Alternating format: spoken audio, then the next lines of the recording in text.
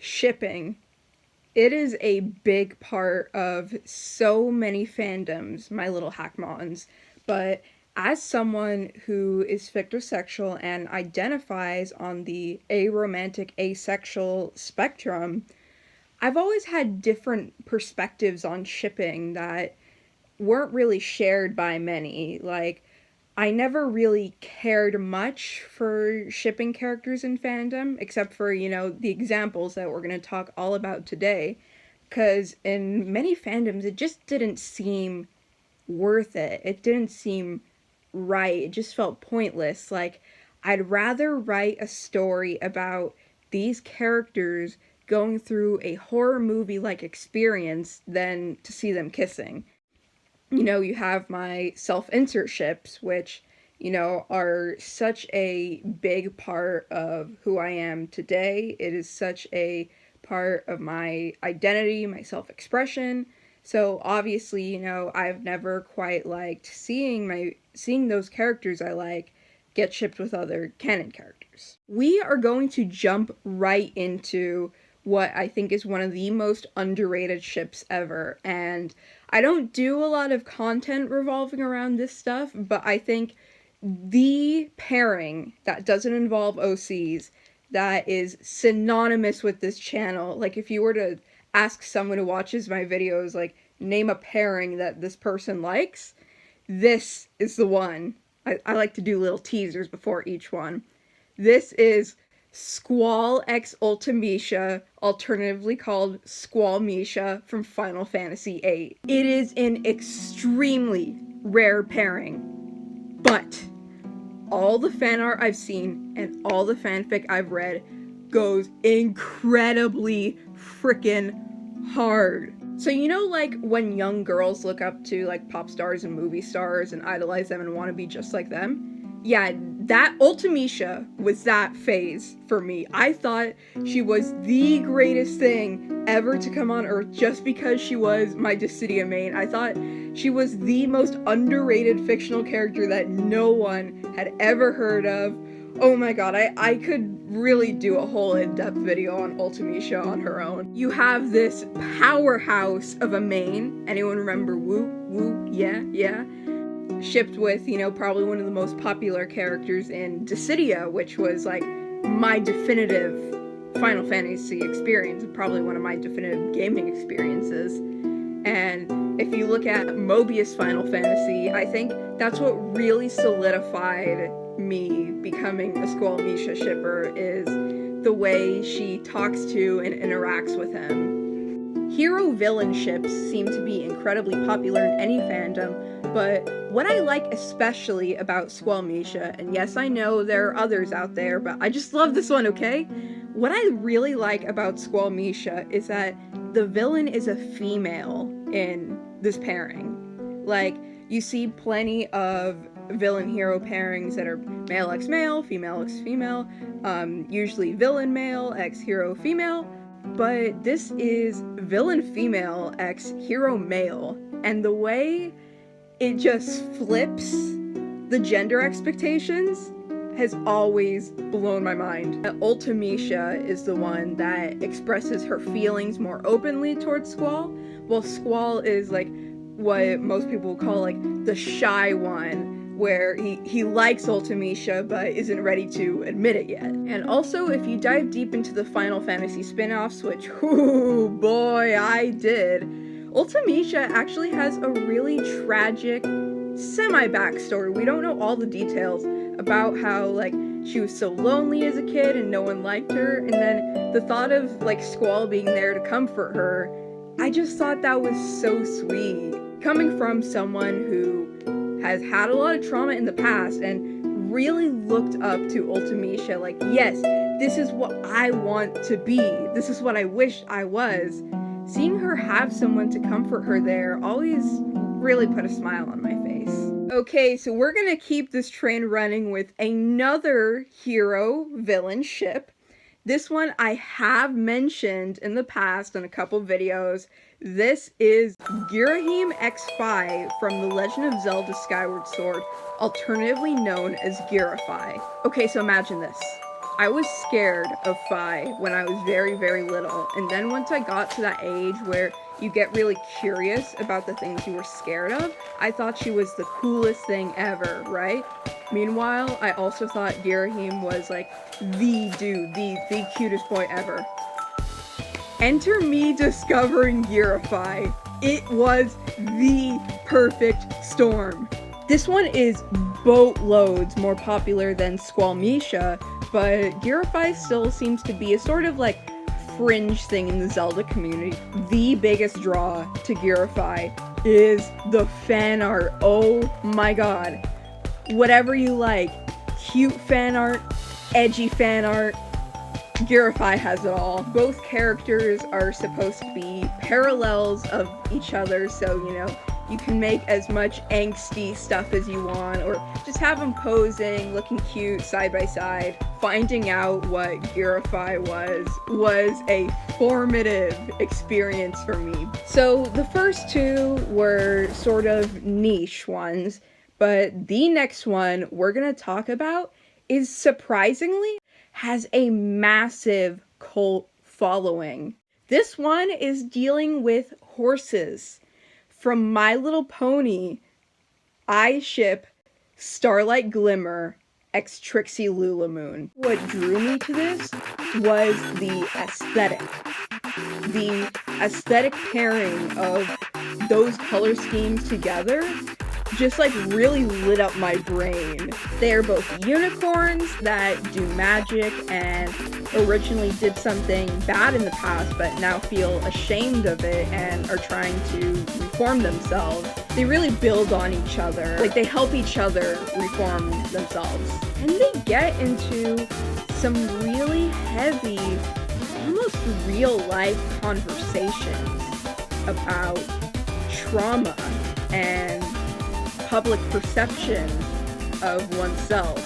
Star Trek is my go-to pairing for like cuteness, feel good, adorableness. Like, I love seeing the fan art and how these two characters are interpreted in so many different art styles, and they always come out beautiful and adorable.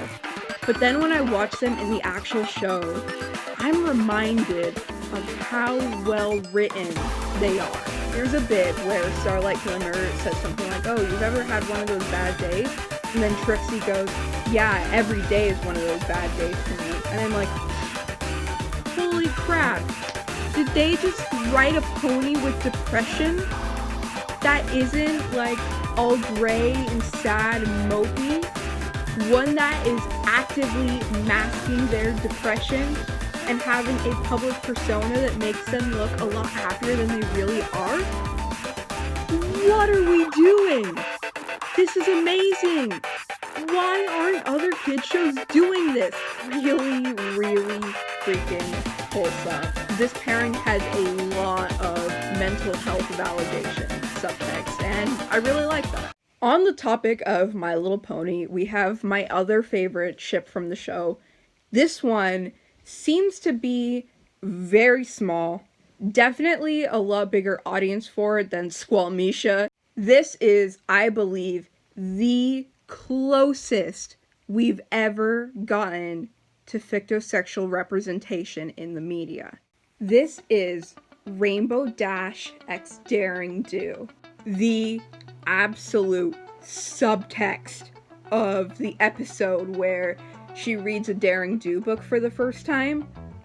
Oh my frickin' god. My most viewed video that is not a short on this channel is titled "There is no non-fictosexual explanation for this," and it is a edit that's about like 5 or 6 minutes long of that whole episode, but it's just the moments that make Rainbow Dash look especially fictosexual. So we've got Rainbow Dash. She's got her friends, obviously, but outside of the Wonderbolts and the main six, there aren't really that many ponies who are super interested in all things flying and adventurous like she is. Enter the Daring Do episode. Rainbow Dash sees a pony in the media that is exactly like her for the very first time. She obsesses over Daring Do. She tries to be like her imitates her, buys all the books and the merchandise. The biggest counter argument that I see to this one is that episodes later confirm that Daring Do is indeed a real pony. And I understand that. That's a very valid reason to not like the ship. What I say about that one is, sure, Daring Do turns out to be a real pony, so, you know, if Rainbow Dash really got together with her, then it wouldn't technically be fictosexual anymore. But there is something, and it is one of the most asked questions I get. I'm seriously considering making like a frequently asked questions shirt to shut people up about this. But one of the most frequently asked questions is, okay, if you're attracted to fictional characters and then someone cosplays as the person you find attractive, are you attracted to them? And it can vary by person. And my answer is no. The thing about Daring Do is that in this context, she is not a cosplayer. She is not someone pretending to be Daring Do. She is the real thing. The books were actually about a real pony all along. Rainbow Dash has fallen in love with this idea, this mental image of Daring Do that she has. Sorry if that felt like a lot of explaining to do, but as a fictosexual, I think I really need to point out the importance of these episodes. And I know this may not be a reading everybody has of it, you know, I'm sure most people read Rainbow Dash's admiration of Daring Do as platonic, and even if it is platonic, that is amazing representation. Honestly, great job to the Friendship is Magic team for tackling such brave topics for a show about colorful horses. We're going back to the Zelda fandom for this one, guys. This is Yuga x Hilda from A Link Between Worlds, alternatively named Yugilda. I think the main reason why I liked Yugilda is because of the abundance of Hilda x Ravio that was out there. And I'm not here to like trash on what anyone else ships. You know, I'm very respectful and tolerable about your opinions about a work of fiction. But for me, personally, Ravio x Hilda never sat right with me. I was like, you know, Hilda is such a powerful princess, and, you know, Ravio's just sort of goofy and kind of cowardly sometimes, and it just didn't feel right to me. Enter Yugilda. This one has both the appeal of Squalmisha, where you have a woman that's in power with some sort of dark aesthetic, but also the appeal of Girify, where it may seem like the male character might be manipulative in some interpretations. You know, not saying that's an ideal romance situation in real life, but that's just how, like, a lot of villain-hero stuff comes across. I think Yugilda really takes the premise of Girify, which is bad guy, sweet girl, and is like, okay, but what if the bad guy ends up corrupting the sweet girl? And that was the coolest thing to my young mind. I was like, oh my god, she already did some bad stuff, which, you know, she already regrets, but now that Yuga loves her, she's gonna do even more evil stuff for him. Whoa! This pattern must be because of, like, some deep-rooted psychological crap, but once again, we have another pairing with an evil female, and there's a twist this time. The nice guy, or very debatedly hero or villain. This one took a while to make me realize that I really liked the pairing, and it's basically just reverse Yugilda. This is Axel x Larxene from Kingdom Hearts, alternatively named Larxel. That is actually like a pretty sick name for a ship, not gonna lie. The appeal to me for this is, I love Axel, I love Larxene, now they're together, everything is wonderful. I see a lot of pairings with like playful person A and super serious person B, and person A is always trying to make them laugh, but what